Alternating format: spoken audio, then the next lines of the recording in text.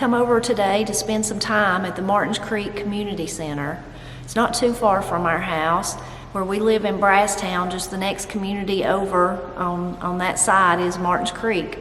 And I've spent a lot of time here in this community center.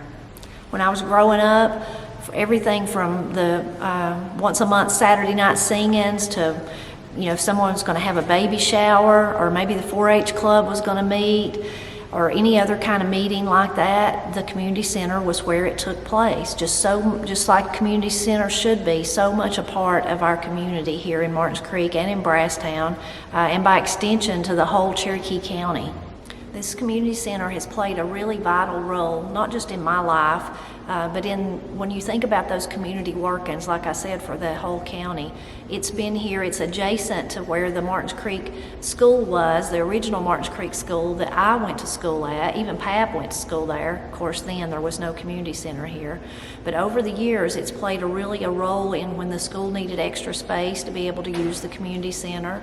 Of course, like I said, there's been the times that our local fire department used it. They helped get the fire department off the ground. So many different parts that actually have not just benefited the citizens of Cherokee County, of Martins Creek and Brasstown, but the citizens of Cherokee County, like I was going to say. And I would even go so far as to say, when you have a community that works together like that, it actually enriches not just, you think of the little community, maybe the town, maybe the county, maybe the state, but I even think the fabric of our country.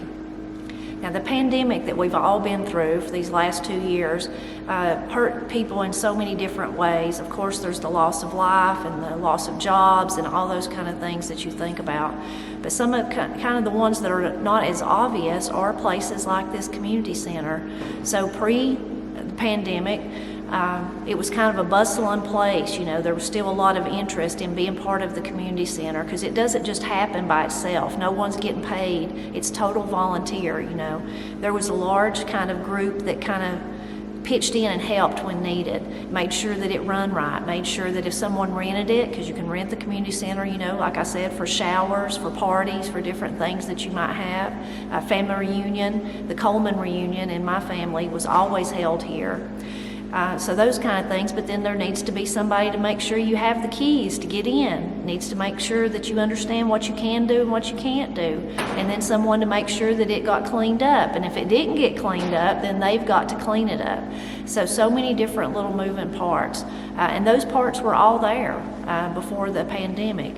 But sadly, due to many different things, but mostly because of that, that hiatus that we all took, now that it's time to restart the community center and actually start back those monthly gospel singings and all the other things that the community center has offered over the years, there's not many people willing to help out.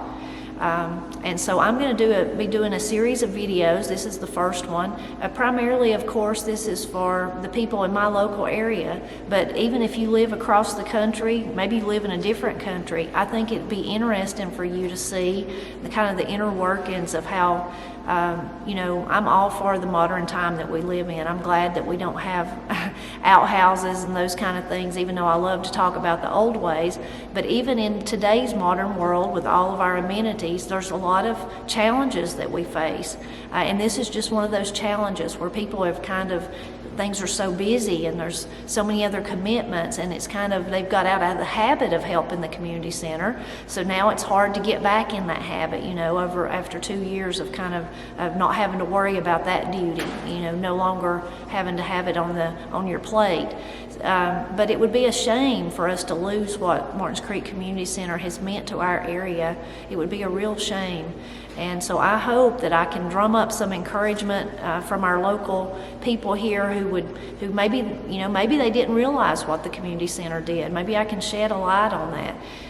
It has a wonderful history. Of course, to me personally it does, and to many other people. So many people, I think of all the kids I went to school with at Martins Creek who then, they were part of this when they were in school, and then once they had kids, they were bringing their kids here for the basketball banquet or for the Little League banquet, or maybe they joined the fire department and they had their meetings here, or maybe they were part of the community center and they were the ones, helping pick up trash or helping beautify the area, helping make sure that they were there to reach out, not just, as I said, to the Martins Creek community, but to the county, to the state, all those things, to make sure that they were there to lend a hand to those that needed it.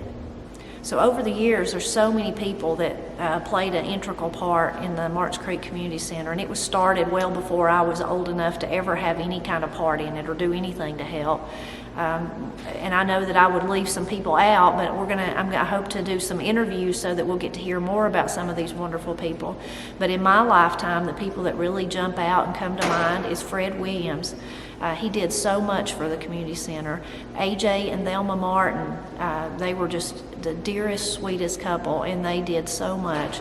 Frankie and Elsie Chastain, again, they were like family to me growing up. I can hardly talk about them without getting teary-eyed. In fact, I'm sitting on this bench that was put here in memory of them. Nina and Philip Chastain, also just like family. Mary Alice and J.C. McCoy, again, like family. All these people have. But you know what happens to family members as we all get older? They get older too. And as I said, now AJ and Thelma and Fred and Elsie and Frankie are no longer with us. Mary Alice and J.C. and Nina and Philip are still here, and they're kind of the ones that have been keeping this place going, but they're getting up in years, and they can't do that. They can't do that anymore. But as we do these series of videos, I'm going to show you and let you get a peek into I was even amazed. Like in the back of my mind, I knew, and my father, Pap, that I talk about a lot, he played a big role in the community center too. And so I knew by extension of him and just by the things that went on, oh, they're having this at the community center. Oh, it's time for the Saturday night gospel singing, where you can get a hot dog and a hamburger, but hear some good music and have good fellowship. And maybe find out about someone in need that you can help, all those kind of things. I knew about that, but when they have a room I'm going to show you here in a minute. It's kind of like their meeting room, but it's also like a historical time capsule. And when you get in there and you start flipping through all the things that they've kept, and you notice the awards on the wall, it's amazing. I'm like, really? I mean, that's wonderful, but I didn't know that in 1980 something, the Martins Creek Community Center made sure that Murphy High School had some extra money for their band uniforms. I didn't know that. I didn't know that they took part in this big program that was statewide and actually made a difference in people's lives. So many little pieces like that even though I knew the community center was like a hub of our area, I did not know that all those little pieces of that. And over the years, some of those names that I mentioned, and there's many others that I did not mention, and hopefully when we talk to some of the ones that's still here, they'll mention them. And I by no means want to leave anyone out, but someone kept amazing records. They kept pictures, photos. It's just so amazing to flip back through them. The Martins Creek School that I was talking about a moment ago, it's no longer here. It burnt down, so it's gone. And now Martins Creek School is just down the road a ways, not adjacent to the community center any longer. But those photo albums have so many wonderful photos of that school. It makes me feel like I'm in 5th grade again, sitting in front of Mr. Smart's desk learning, all those just wonderful photos, and of the events that went on here. I could get lost in them and spend days. There's so many, so much documentation. People, whoever was in charge of it, made sure that when they were looking at our paper, the Cherokee Scout or the Clay County Progress every week, and they noticed someone in it, maybe it was a Martins Creek kid that was now playing football at Murphy, and they scored a touchdown or something. For some reason, they were noted in the paper. Maybe they got a scholarship. Maybe they won an award for something. They cut that out and they put it in those books. Maybe it was someone getting married or having their first child or their second child. All those things noteworthy enough to end up in the paper. Some caring person cut out all that stuff and saved it. They put it in there. It's just like a time capsule. And I was pleased and tickled when I went back through some of them a little earlier to see myself in them. I love that, to see Paul in them, to see Pap in many of them. Lots of them have Pap in them, whether it was they were getting together to raise money for something or to have a benefit here to benefit families. That often happens.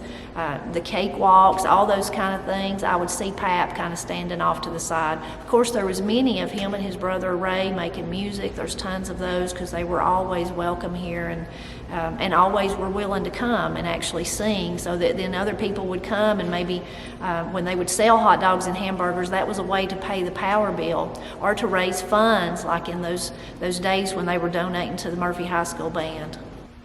So now I'm in the meeting room of the community center. This is the area where the community club members, the committee, they would meet. Also, if you were maybe 4-H or some other organization, the fire department or something like that, needed a place to meet, they could meet in this room in here. And on the wall here, they have a lot of their kind of their certificates that they've received over the years. I'm sure there's more than this. And again, like I was talking about, people get older and kind of drift away, and so maybe it's not been kept up as much in recent years, but these are some of the interesting ones. All of them are great and wonderful. But this is one from 2001, the one I was talking about from the Murphy High School band. And it just says the purchase of the uniforms would not have been possible if it had not been for the community center's help. So I just thought that one was really neat and really showed how kind of the community center reached outside of the actual community to help others in our county here in Cherokee County. This is one that's from 1992, and it's just like Western North Carolina Community Development. It's just saying that the community center, as part of that program, had done above and beyond what they should, and so they're giving them an achievement award. So this one is interesting. It's another certificate from the Western North Carolina Community Development Program, but it's for outstanding progress in youth, first place. They got first place in the youth program. So I'm not sure exactly what that was at that time, but it shows that in Western North Carolina, they were doing a great service to the youth, and they won first place. This one right above it is another one where it's a thank you basically for a donation. So it's to the Martins Creek Community Club and Fred Williams. Thank you for the generous donation to the Mountain Youth Center. And it says, which went into the Christmas brunch program, and that was in 1997. There's so many historical documents in here, so many wonderful photos that I could just spend days looking at them, because it's people and places that are no more, but that live in my memory, and I see them and I remember them and thought, oh my gosh, I hadn't thought about those people, like kids that I went to school with in ages. I really enjoy them. But I was going to share a little bit of this one with you. You can see the front, someone's handmade this big book, and it says Betty Duncan is the painter, the artist who's painted this beautiful. It says, welcome to Martins Creek Community. She's painted that. So in the front here, they've kind of put a little bit of the history, and I won't read all of it, but I'll read it a little bit of it to you. It says, in 1835, 6 families settled here and named it Martins Creek. The name came from the Martin families that settled here. Old Martins Creek Church, the oldest in the county, was built in 1853 and rebuilt in 1875 when it was destroyed by fire. There was also a school. The main source of income was from ore smelting, copper mining, cattle, and farming. As time passes on, our community has grown rapidly. We now have 262 families living in the community, 4 churches, a school, and several individual businesses.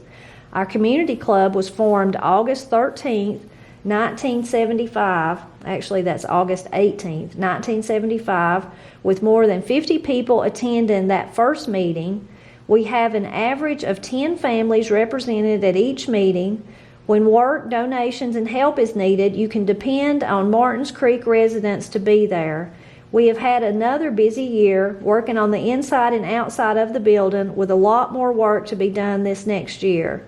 We have supported our community building with suppers served from our school, flea market, of which several families in our community benefited, benefit singings, raffles, rental fees. The youth of our community did most of the work at our annual Halloween carnival with the help of our fire department. Our senior citizens were honored at Christmas time with a party and gifts. Our building is used by the 4-H club, voters, craft classes, games, showers, and family reunions. We try to accommodate the building to anyone as long as they go by the rules and regulations.